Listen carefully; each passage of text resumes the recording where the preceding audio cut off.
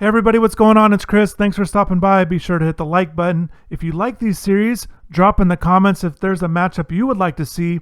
And if you want to show your support of the channel, be sure to subscribe. It helps out tremendously, so thank you so much. This matchup is the Miami Hurricanes at Michigan. These two teams are not on the 2020 schedule, but this is the video just to show you guys a sneak peek of just the 2020 teams. Both teams obviously have a storied past. They've not faced each other since 1988, and they've only faced each other twice. They also faced in '84. It's kind of crazy that these teams have been so good for so long, but yet they've not faced each other. Obviously, different parts of the country, different conferences and things like that, but you would have thought they'd run into each other at some point. Again, maybe this is a potential bowl matchup. Who knows? The playoffs, who knows how it works. But again, it's just a video to show you guys two big-time programs, and I'm excited to get back into it here. And just real quick, I want to put it at Michigan. Most of these kind of series are at Hard Rock, but this is just a way to look at the big house. And I've been there, when I was a college student, I took a Greyhound bus from Minneapolis to Ann Arbor and had a great time. I just had really fond memories at the stadium. It was a great game. It was just a lot of fun. I didn't go to a lot of college football games growing up, and this was obviously a big-time environment, so it was really cool to see. And Ann Arbor's great. Like, I've been there since, and definitely have a good time there. Shout out Zingerman's and everything going on with Ann Arbor. And here's a look at Michigan. So they're coming out. Obviously, they got a new quarterback this year. It's going to be interesting to see how things play out with them, with McCaffrey, or if they go Joe Milton, depending on what they're going to do. And again, with Miami, one of their strengths that you've got to be excited about, and you're hearing the hype in the offseason, is that defensive line. And I know that this tends to happen most off seasons at Miami. Guys get a lot of recognition, they get a lot of attention, excitement, hype, the whole thing, it happens. And I know fans have had a tough time when the results have not been there the way they'd like during the season. What I want to say about the defensive line is I really believe in the ends, and I think that they're worth all the attention they're getting. Even Greg Rousseau, potential first-round pick, and he really was an impact player as soon as he stepped foot on campus. He had a redshirt that first year, but right when he got there in the spring, he was making plays, doing all kinds of things. It felt like every scrimmage he was having multiple sacks. So it wasn't a huge surprise to see him have the season he did when he finally got on the field. He finally got playing time. He finally got to be a starter, and he just had a monster season last year. So, and again, what you like about Greg is the humbleness that players talk, his teammates talk about, the coaches have talked about it, hardworking, and obviously a physical specimen, 6'7", athletic, and a guy that just continues to work hard and wants to be great. You definitely can see that with him. So he anchors that D-line. You see it here. And here at the right end with Quincy Roche, number 2, the Temple transfer. Again, I think he's going to be a nice player for Miami. He had a big season last year, defensive player in the AAC at Temple there. So, and Jalen Phillips, I think he's right there. I think Jalen Phillips is a guy that people should be excited about. I know he's been hurt. I know there's a little bit of an unknown. I know some people are a little bit, maybe they're questioning, how healthy he's going to be and all those kind of things. But what we saw in the spring, we only saw 4 practices, and there was there's a media viewing period where we don't see everything, but we did get to see 1 full practice. And again, it's very clear to see the things that Jalen brings to the table. So definitely worth being excited. I think the big key for Miami and that D-line and the coaching staff, they've got to figure out a way to get all 3 on the field as much as possible. And I know that's going to take some creativity. And real quick, just, Silvera obviously wears number 1, with the issues with the, just with the game in double numbers. So that's why he's 99. So, but yes, he wears number 1. But maybe they go 3 DNs, maybe they line it up a certain way. Obviously, you're going to rotate. That's a way to get 2 in at a time and fresh. And that seems to be the easy way to do it. But, Jalen's got he's got experience at UCLA being that rush in, playing a little linebacker. So he's got the athleticism. Obviously, he's in the DN mold, but I'm just bringing that up in the sense Okay, we got to switch off the D-line and talk about DJ Ivey. What a huge interception that was. Hopefully his feet are in bounds because that was a great play. They go play action pass, but yeah, that was a good play by DJ. I think he's clearly in bounds, so that's good to see if you're a Miami fan. You want to see the cornerbacks making plays. You want to see DJ Ivey, Al Blades, Jr. take that next step in their junior seasons. Again, I know this is just a simulation, but it's still a good sign. You still like to see that. So the offense is coming out here on the field. But again, with the D-line, a way to figure out, there's got to be a way to figure out to get these guys on the field. You got to be creative, and I think that would help out the defense. Because if you're talking about a defense that stresses the best 11 on the field, I don't think there's any question that Jalen's in that top 11. So they're going to have to figure something out. First play of the offense for Miami, Cam Harris gets the ball up the middle. Nice run, good to see. Miami's looking to take advantage of the turnover. Again, only 1 quarter of action. I know some of you guys would like to see more, and I appreciate all the comments, but this is just a sneak peek. Again, these two teams don't face each other in 2020, but they're two big-time programs. I wanted to make sure we do something a little interesting, give you guys a look. Again, it's the updated rosters. It's a look at the 2020 Wolverines, the 2020 Hurricanes. And obviously on offense, you've got to be excited about De'Aaron King. I think people are they're starting to understand why there's a lot of attention on him from a national perspective with what he did at Houston. And I know, guys, he's got to prove himself at Miami. It's different. But I don't think that there's any question that he's going to do that. And Derek's a guy that had been training in Texas since spring ball ended. He's back in South Florida.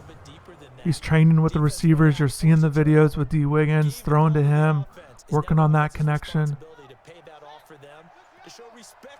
He's also making sure he tries to get other people going on the workouts, making sure guys are staying sharp as much as possible.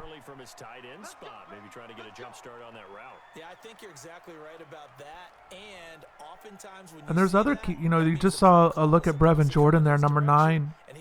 And he's another guy. Again, when you're talking about a team that's trying to put the 6 and 7 season behind them, one of the things that helps is having guys above average players to lean on to lead the team. And essentially you're hoping, that's a big pass right there, but you're hoping that the better players emerge and then the other guys can kind of follow their lead. Brevin Jordan's one of those guys. I mentioned the DNs, De'Aaron King. Again, when you've got those above average players, so much is going to fall on them, not just for the production, because they obviously need to produce for Miami to be successful. But I think those guys can be looked at by the other players so much because they have done it. They have proven track records. The production is there. They've done it. You're not looking around wondering who's going to emerge. I think that's so important for them to try to put that season behind them. So the Hurricanes are on the move here. D. Wiggins with the catch. Again, just mentioned him. He's a guy I'm excited to see what happens with him in his season. And again, if you guys like this series, if you like these kind of things, be sure to hit the like button. It definitely helps out the channel. It helps more people see it. That's why I always ask for those kind of things. So if you could do that, that's a huge help. And your support's been great through all these videos.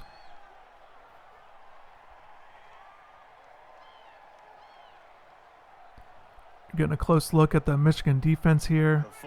They're trying to hold Miami out of the end zone. 1st and 15 for Miami, so this is going to be interesting.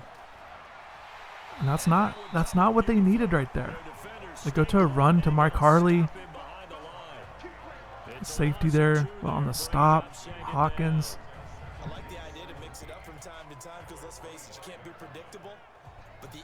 It's still surprising to me that these two teams haven't faced each other in so long. And they're kind of I don't want to put them in the same category, but they're certainly big-time programs looking for more success than they've had in recent years. So in that sense, there are similarities. They have a lot of tradition. They've produced a lot of really good players, won national titles, the whole thing. And they're two of college football's premier programs.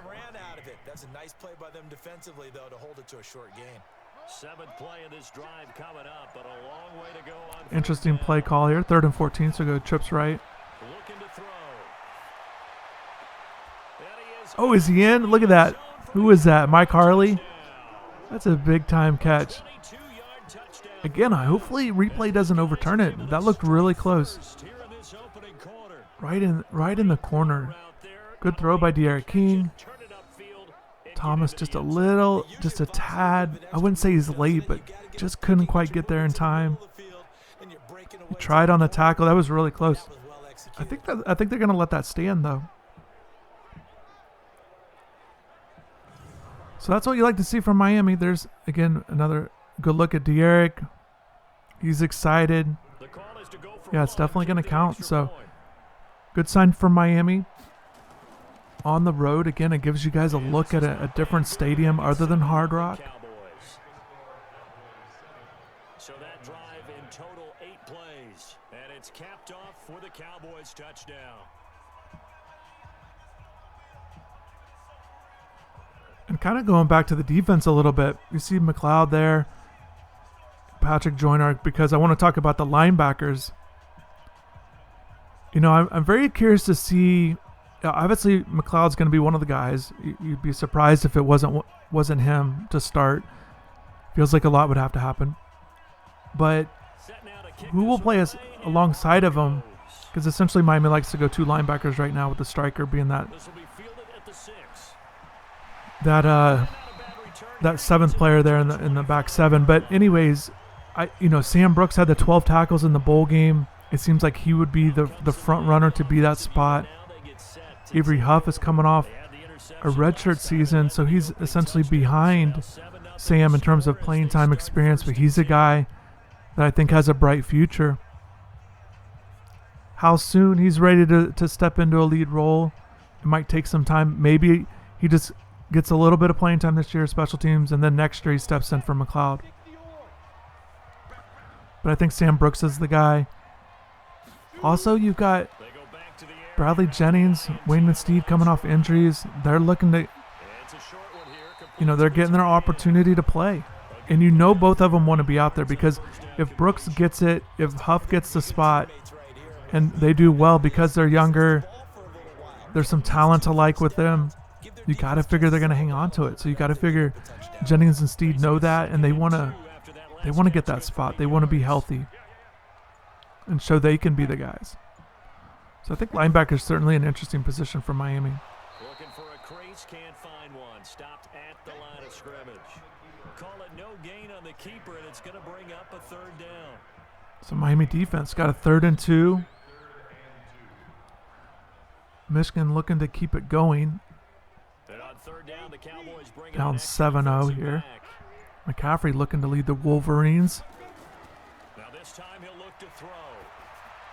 Oh my goodness, that play action pass again. Zach McLeod, break out the turnover chain. Look at the guy. Returns it for a touchdown. Wow, that's a huge play. Stepped right in front. You would love to see that if you're the Hurricanes. Linebacker step in front and go in for a score. You don't see that very often. That's big time. That's good for Zach McLeod. Nice slow down, instant replay. Again, this is a good quarter for Miami. Get the 2 defensive turnovers. You get a defensive touchdown. You just get an offensive touchdown. So this is a good quarter from Miami. You don't know how Michigan would respond. Again, we're only going to take a look at the first quarter. Again, it's just a sneak peek. And it's good, and they have jumped out here to a quick 14-0 lead. Again, drop in the comments. If there's a matchup you want to see, doesn't matter what it is, go ahead and let me know. Doesn't matter if Miami's going to face them in the 2020 season. Doesn't matter if they wouldn't face them in the playoffs or a bowl game or anything like that. It's just a way to look at a couple good teams. I know you guys are excited for the 2020 season. Staying optimistic.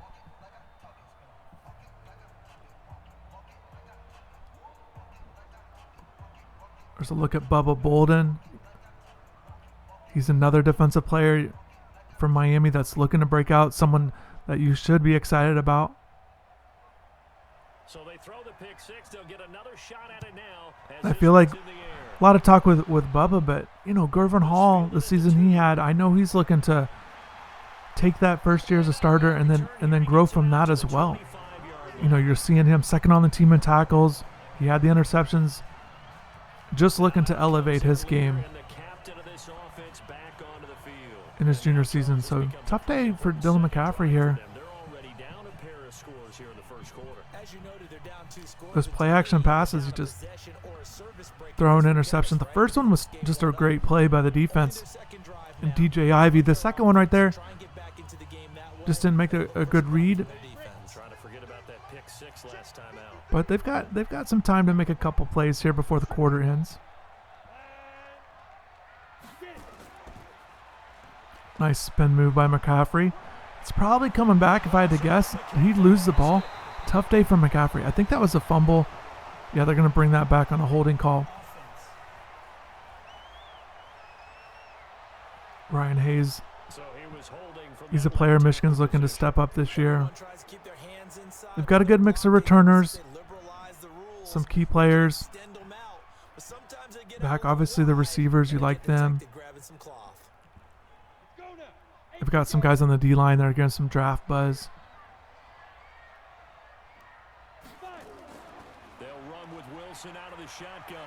It's a nice juke move, but goes nowhere. Gets stuffed there at the 15. And that's going to end the first quarter. I appreciate everybody who stopped by. You saw a good quarter from Miami. It was cool to go to Michigan Stadium. But definitely hit the like button if you haven't done that yet. Subscribe to the channel. You can follow me on Twitter at InsideTheU. And for all your coverage of the Miami Hurricanes, visit InsideTheU.com. Thanks again for watching.